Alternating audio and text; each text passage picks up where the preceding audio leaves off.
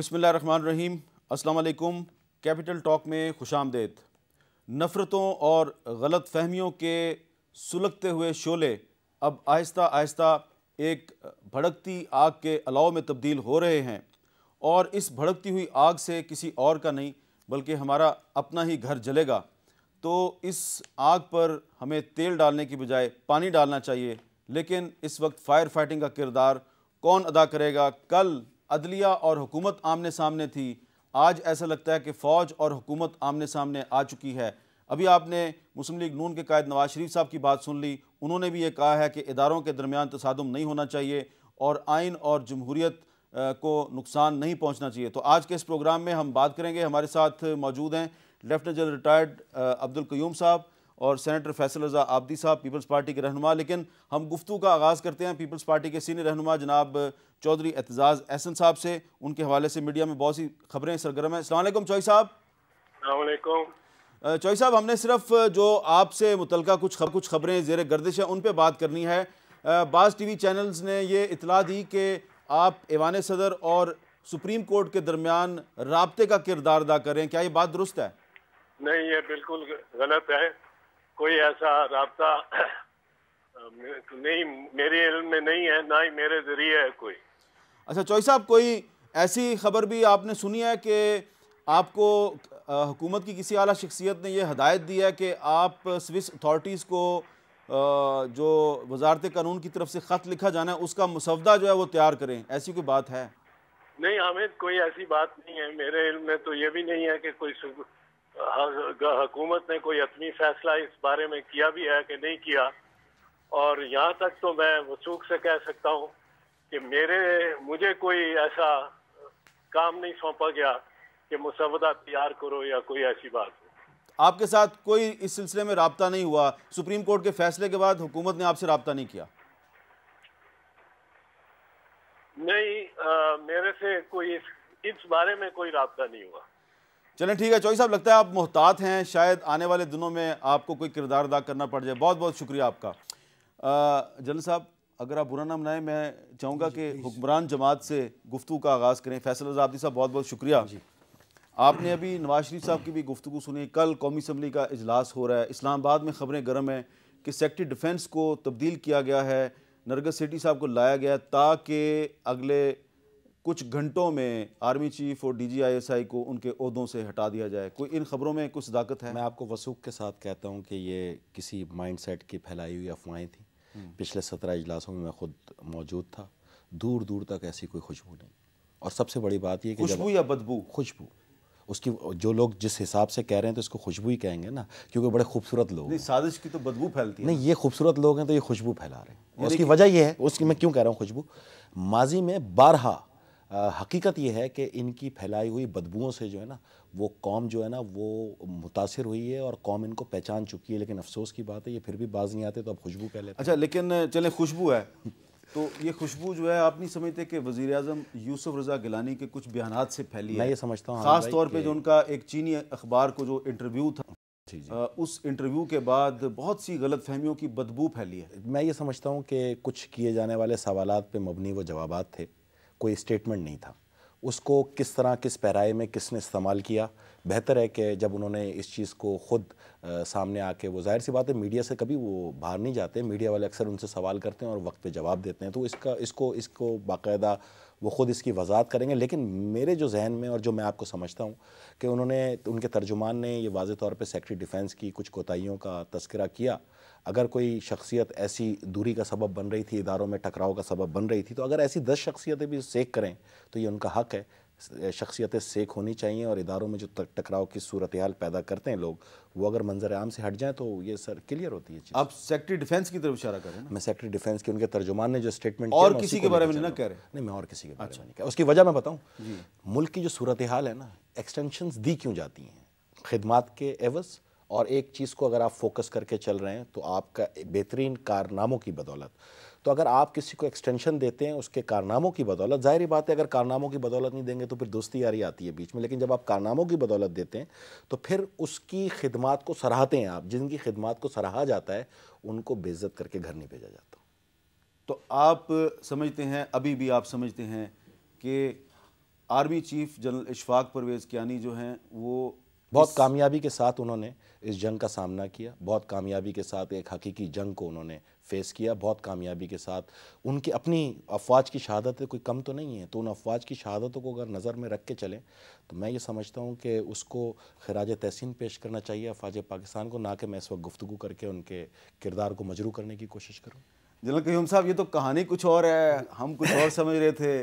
کیا میرا اب سوال یہی بنتا ہے، کیا آپ ان کی جو باتیں ہیں پیپلز پارٹی کے، یہ صدر صاحب کے بہت قریبی ساتھی ہیں اور اب پیپلز پارٹی کراچی کے صدر بھی بن چکے ہیں اور سینٹ کے رکن بھی ہیں، جو یہ کہہ رہے ہیں آپ اس پہ یقین ہے آپ کو یہ صحیح کہہ رہے ہیں؟ میں یہ کہتا ہوں کہ اللہ کرے یہ سچ ہو جو کچھ یہ کہہ رہے ہیں، اور یہی پاکستان کی فلاح کے لیے۔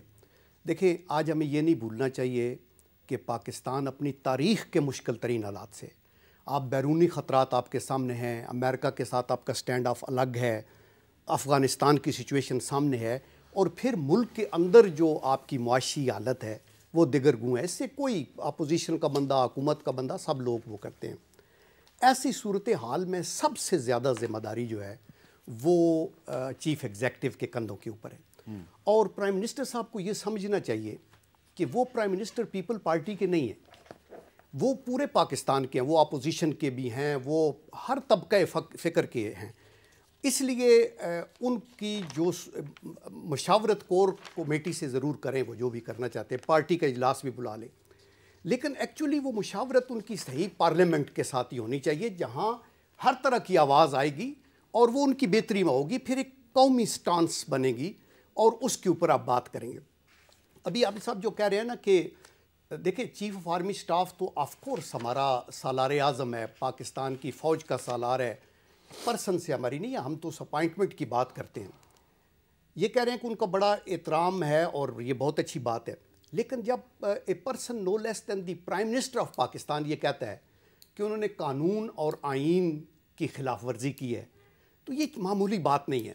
دیکھیں، میں انڈسٹری بھی چلاتا رہوں، آنیسٹلی میں آپ کو بتاؤں کہ اگر ایک 4 مین یا چارج مین کے اوپر بھی آپ غلط کر دیں نا، کہ کبھی فائر کر دیا، تو وہ جاتا ہے کورٹ میں سٹے لے کے آ جاتا ہے، وہ کہتا ہے جی آپ اس کو ثابت کریں، یہ باتیں۔ اور زندگی میں، اپنی قوموں کی زندگی میں یہ موقع آتے ہیں کہ ہو سکتے چیف آف آرمی سٹاف کا کوئی سٹیپ ایسا ہو جس کے اوپر اعتراض ہو حکومت کو، کوئی سٹیٹمنٹ دی ہے، کوئی کام ایسا ہے جس کے اوپر، تو وہ آپ کانفیڈینشلی در پردہ اپنے اندر ختم کر لیتے ہیں، لوگوں کو پتہ ہی نہیں چلتا، پھر at the end of the day جو رزلٹ آئے گا لوگوں کو آپ بتا دیتے ہیں۔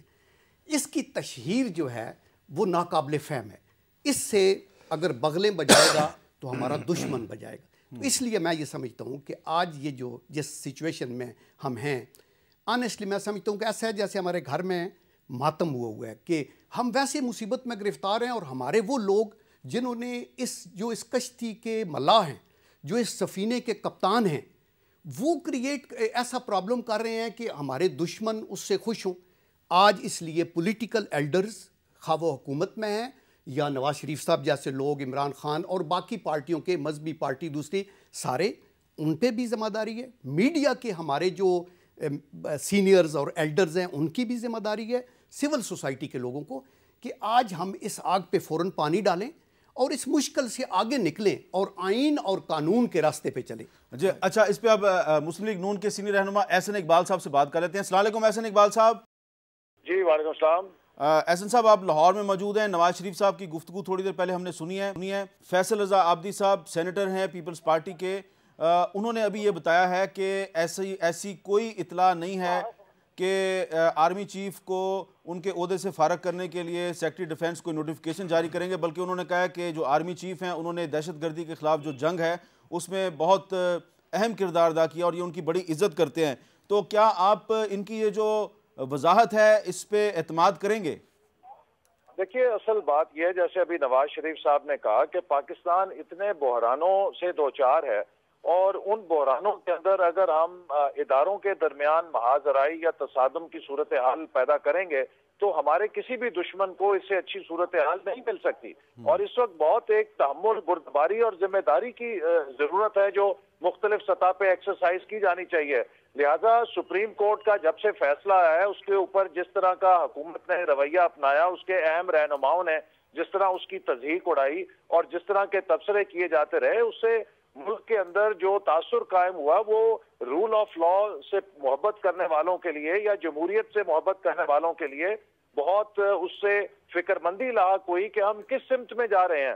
اور ملک اس وقت آپ کو پتہ ہے کہ جو تقریباً اکنامک میل ڈاؤن پر پہنچ چکا ہے، لہٰذا ہم اس حکومت کے رویوں کو، اس حکومت کی کارکردگی کو اور اس حکومت کی نیت کو ہم سمجھتے ہیں کہ اب یہ ناقابل اعتماد ہو چکی ہے، اور انہوں نے ایک ایسے مقام پہ ملک کو لا کے کھڑا کر دیا جہاں پر ہمیں یہ خدشہ ہے کہ یہ کسی وقت بھی اپنی نااہلی کو، ناکامی کو اور اپنی جو بھی شرمندگی ہے اس سے بچنے کے لیے کوئی ایسا مہم جوئی نہ کر دیں جس سے ملک کو کوئی نیا ایک بحران پیدا ہو جائے. لہٰذا کیا مہم جوئی کر سکتے ہیں؟ یہ دیکھیے، یہ مہم جوئی ایسا کر سکتے ہیں کہ کوئی کل پارلیمنٹ کا اجلاس بلایا، کوئی وہاں پر ایسا اقدام کرے جو کہ سپریم کورٹ کے فیصلے کی نفی ہو، کوئی ایسا اور اقدام اٹھائیں کہ جس سے اداروں کے درمیان تصادم کا زیادہ خطرہ پیدا ہو جائے. آپ نے کہا کہ سپریم کورٹ کے فیصلوں کا احترام کیا جائے. کل قومی اسمبلی کا اجلاس بھی ہو رہا ہے. فیصل رضا عابدی صاحب کچھ بتائیں گے کہ قومی اسمبلی کے اجلاس میں کیا کریں گے آپ؟ احسن بھائی کی گفتگو سنی اور اول خیش بعد درویش ایک مثال مشہور ہے.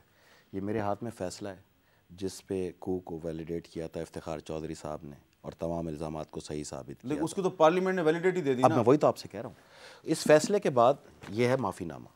جی ٹھیک ہے، معافی نامہ ہے نا. اب مجھے آج ایک بات نہیں، اس کا کیا تعلق ہے؟ میں بتا رہا ہوں نا سر، میں بتا رہا ہوں، سن لیجئے.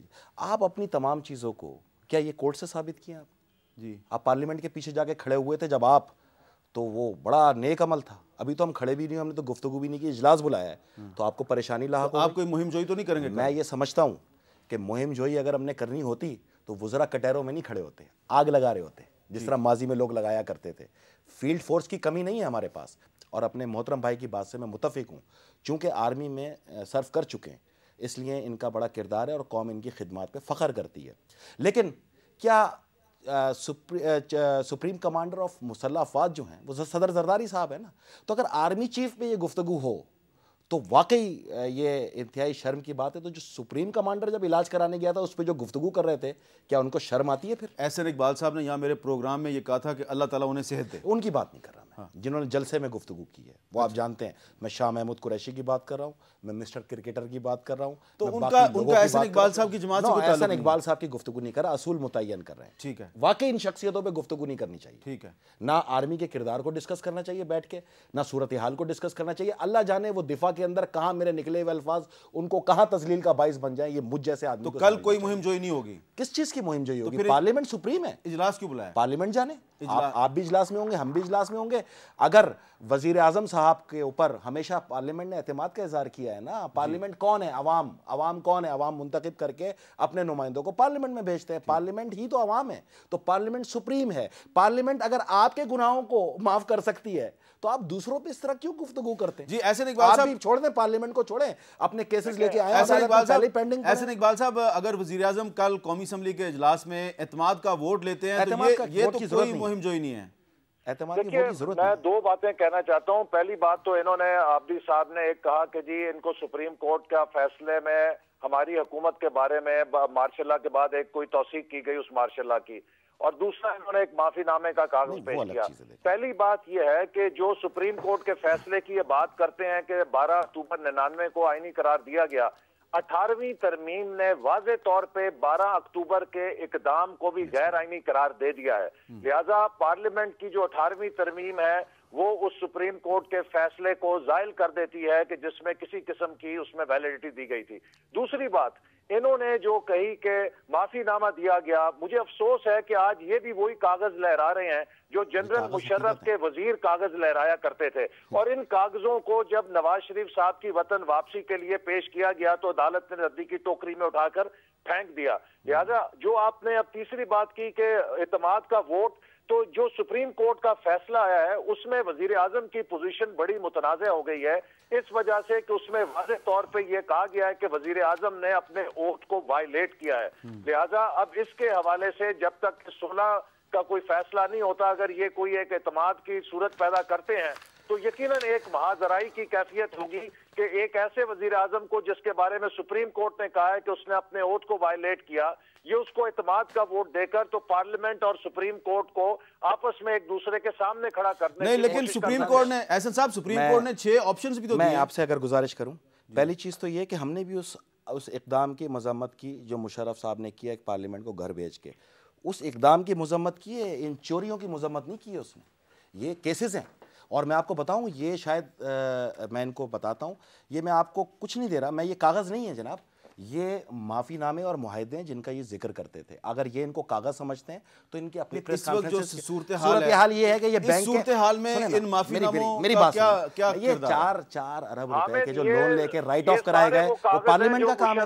میری بات سنیں نا، عدالت کے سامنے، اور نہیں میری اقدام کی مذمت کی ہے، چوریوں کی مذمت نہیں کی. باقاعدہ کیس رجسٹر ہیں، باقاعدہ کیس موجود ہیں، باقاعدہ نیب میں بھی موجود ہے، باقاعدہ یہ بینک کے چلانز ہیں جس پہ ایک فیکٹری پہ لون لے کے دوسری فیکٹری کے اوپر چیک کیش کرائے گئے. میرا خیال ہے کہ یہ دونوں بڑی پارٹیاں، میرا خیال ہے کہ یہ فوج کے ساتھ لڑنے کے موڈ میں نہیں، یہ آپس میں لڑیں گے. میں یہ کہنا چاہتا ہوں، دیکھیں ایک غیر جانبدار ایک پاکستانی کی حیثیت سے میں یہ بات کر رہا ہوں کہ ابھی ہم جس مشکل میں گرفتار ہیں نا، اس سے ہم نے نکلنا ہے اور آگے مستقبل میں دیکھنا ہے کہ ہم نے کیا کرنا ہے.